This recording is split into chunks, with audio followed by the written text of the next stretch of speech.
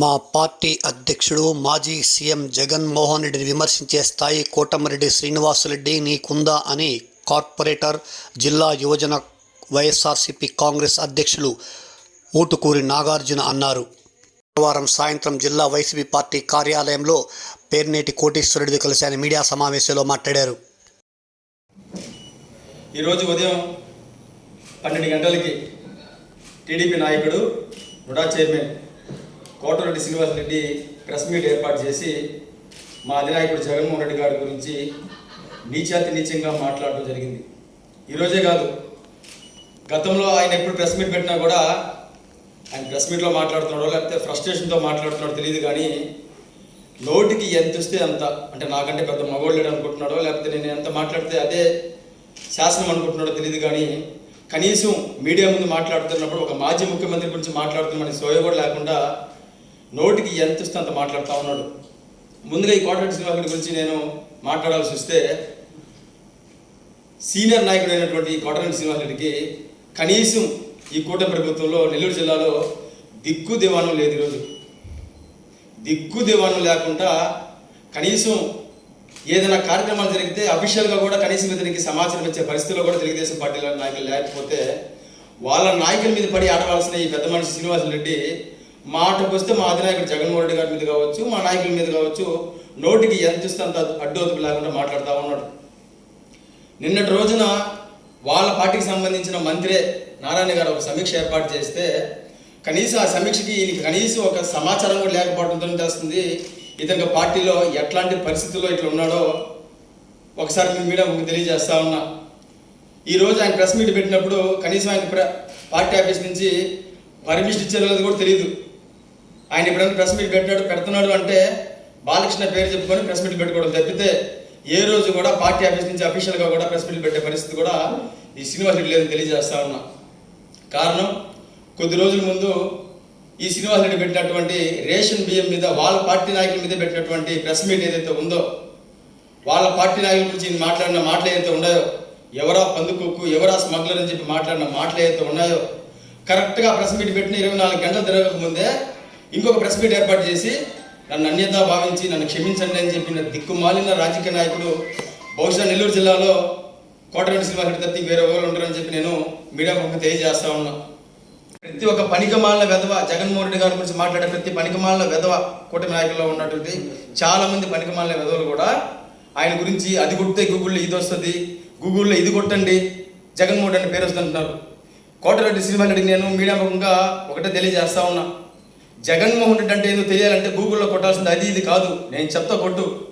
ఒక్కసారి ముఖ్యమంత్రి అయినా సరే 17 మెడికల్ కాలేజ్ తీసుకొచ్చిన మగాడు ఎవడురా అన్నాడు గూగుల్లో కొట్టు, వైఎస్ జగన్మోహన్ రెడ్డి అనే పేరు వస్తుంది. ఒక్కసారి ముఖ్యమంత్రి అయినా సరే పేద ప్రజల గురించి ఆలోచన చేసి 45,000 స్కూల్స్ని, గవర్నమెంట్ స్కూల్స్ని నాడు నేడు కింద మార్చి పేద ప్రజల గుండెలే శాశ్వతంగా ఒక ముద్ర వేసుకున్న నాయకుడు మగాడు ఎవడురా అని కొట్టు గూగుల్లో, వైఎస్ జగన్మోహన్ రెడ్డి అని వస్తుంది.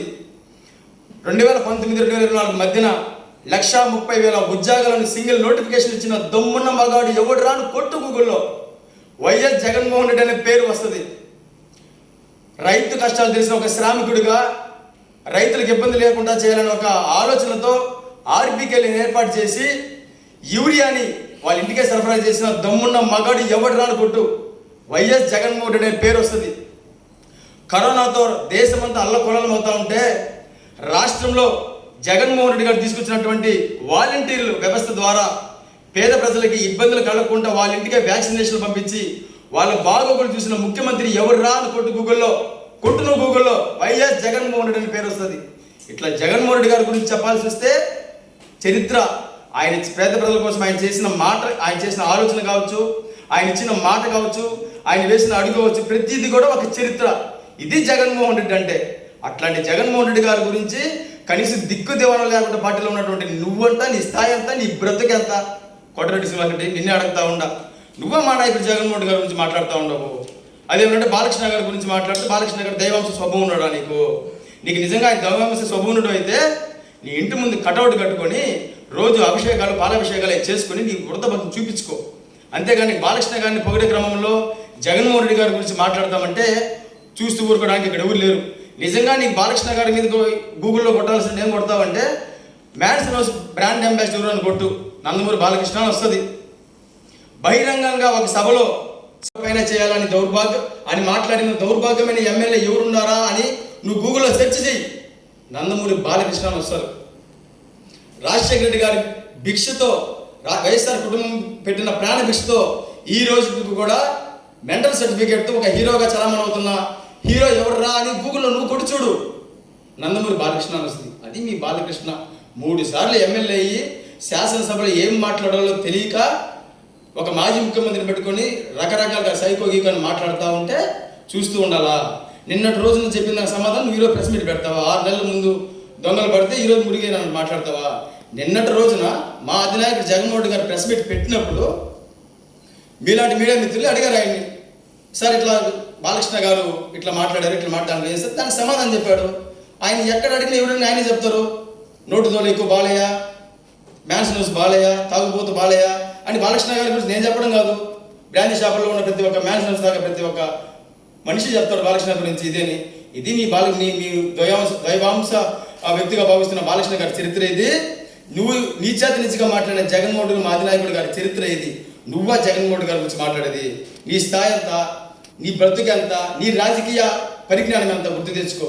కనీసం ఈరోజు రాజకీయంగా ఒక మినిస్టర్, సాక్షాత్ నీ పార్టీలో ఉన్న మినిస్టరే నీ దగ్గరికి నువ్వు ఏమి చెప్పినా కానీ చేయొద్దు, నీకు అసలు శ్రీనివాస్ రెడ్డి జీరో చేసే పరిస్థితి మేము తీసుకొస్తామని బహిరంగంగా కాన్ఫిడెన్స్ కాల్లో చెప్తా ఉంటే నువ్వు పోయి కొట్లాడాల్సింది మీ నాయకులతో, మీ మంత్రులతో. అంతేగాని ఊరికే పొద్దున్న లేస్తే మా నాయకుల గురించి మాట్లాడుతూ, మా నాయకుల గురించి చవాకులు మాట్లాడుతూ ఉండవు. నీ యొక్క కూటమి ప్రభుత్వం గురించి గొప్పలు మెప్పులు చెప్పుకుంటా ఉండవు. ఈరోజు కనీసం కూటమి ప్రభుత్వం అధికారంలో ఉండి ఎన్డీఏ అలయన్స్ ఉండి కూడా రైతుకు అవసరమైనటువంటి ఒక యూరియా బస్తాను తీసుకురావాలంటే దౌర్భాగ్యమైన ప్రభుత్వం ఇది. నిన్నటి రోజున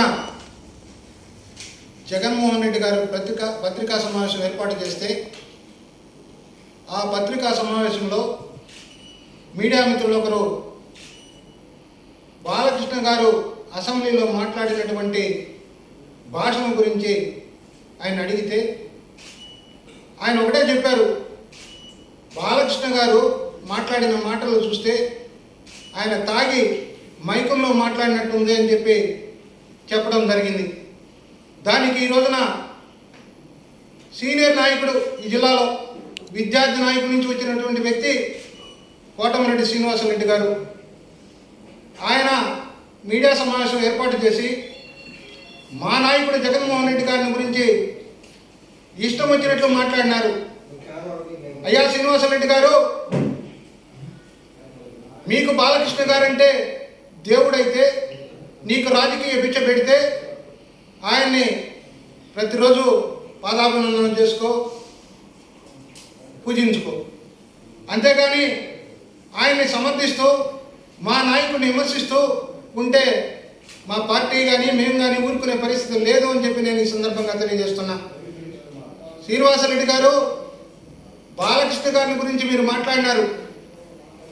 నిండు సభలో, గౌరవ శాసన సభలో లక్షలాది మంది చూస్తున్నటువంటి సభలో ఆయన ప్రవర్తించిన తీరు మీకు గుర్తు రాలేదా అని చెప్పి నేను ఈ సందర్భంగా తెలియజేస్తున్నా.